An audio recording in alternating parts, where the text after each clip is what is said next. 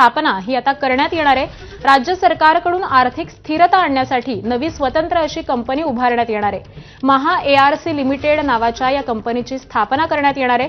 तर कंपनी सरकारी मालमत्ता, गुंतवणूक, आर्थिक साधनांचा पुनर्वापर हा देखील करणार आहे। आणि याच संदर्भातले अधिक अपडेट घेऊयात आपले प्रतिनिधी अभिषेक मुठाळे यांच्याकडून। अभिषेक, राज्य सरकारकडून आर्थिक स्थिरता आणण्यासाठी ही एक महत्त्वाची घडामोड म्हणावी का?